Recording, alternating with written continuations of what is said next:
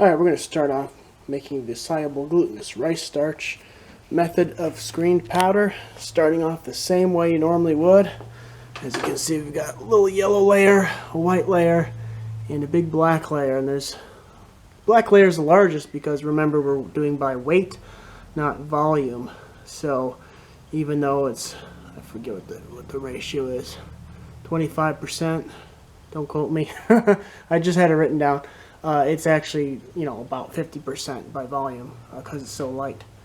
So we're going to throw that in the ball mill for 8 hours. Just a tip, this is a half pound.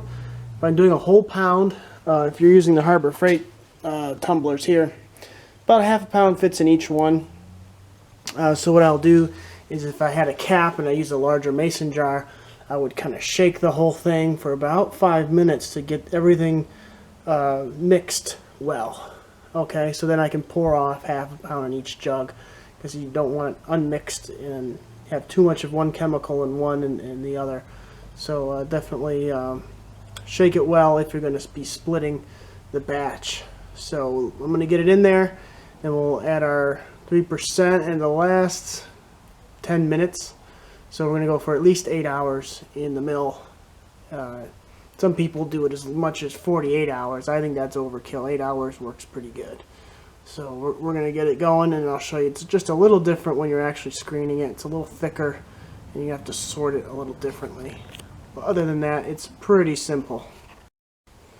Alright, this part's a little messy. I'm always not sure how much people want to see versus just me telling. So anyway, here's my balls. Those are 690 shotgun slugs that I didn't really find a good use for.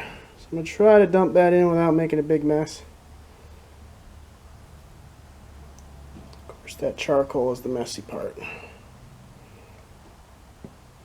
Oh, there we go. Well, we're in there, for better or worse.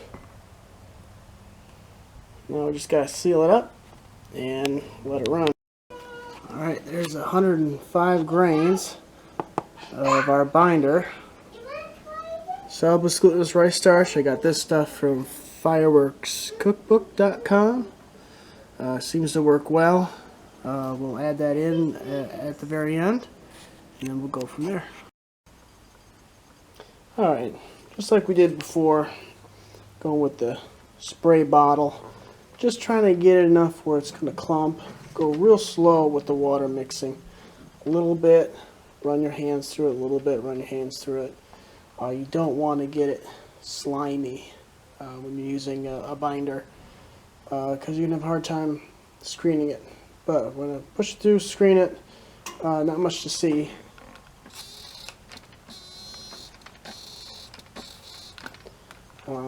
Same process you've seen before. So I'm just going to get in there with my hands, smush it around.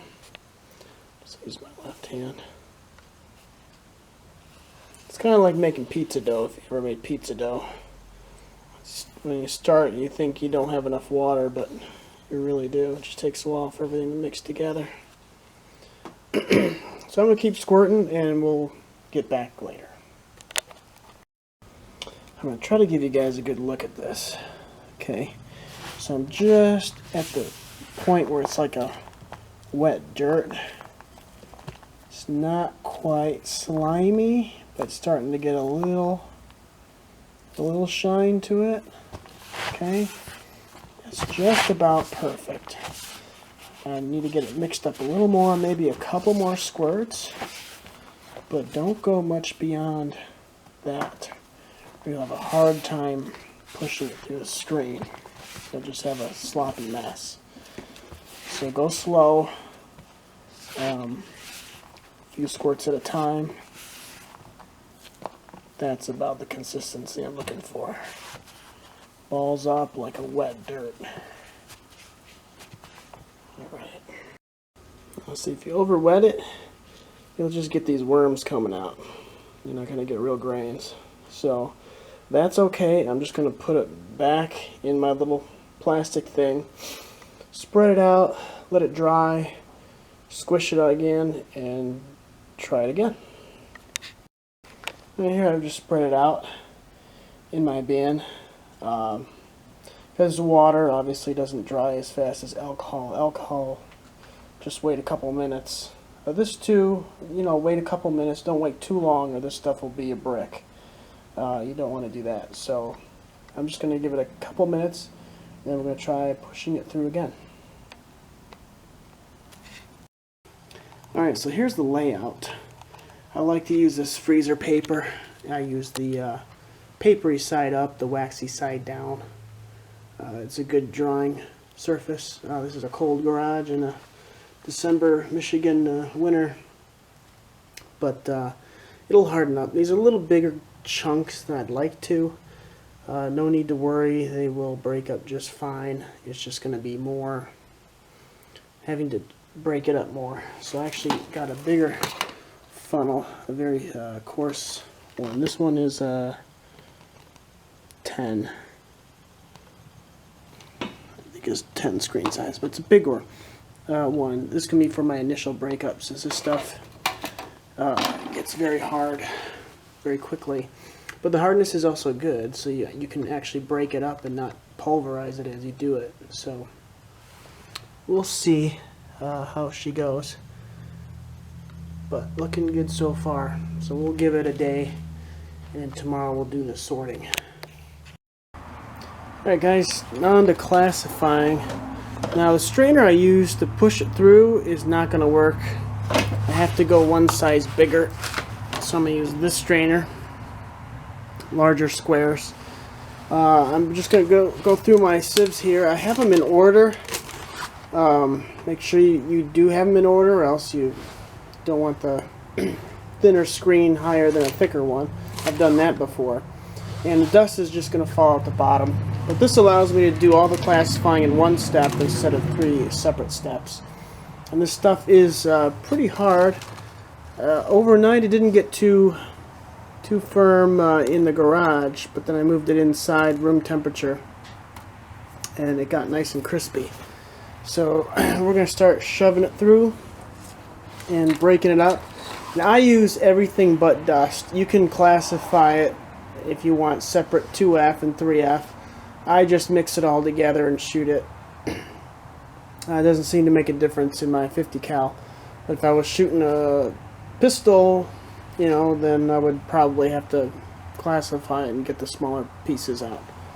So let's go. Alright, so I got some in there, and I just use my hand and try to break it up. This stuff is very firm, even though they're kind of lumped in like clumps. They still tend to break up into their individual noodly parts as I push it through. Because it's so firm, it doesn't really turn to dust. And you'll see at the end, I'll show you how much total dust I have. I'm just breaking it up right now, pushing it in with my fingers. This is really durable stuff. It's a little more work now, but it's going to be much better when you're putting it through your powder measure and trying to smush it into your rifle. You can see how hard it is, even with my hands. There's not a lot of dirt or dust on my fingers. Of course, there's a little bit, but I'll continue doing this and show you what we come up with. Alright guys, here's our final yield. Most of the stuff's on top. I'll show you the total dust is that. That is nothing. That is a very, very small amount of dust.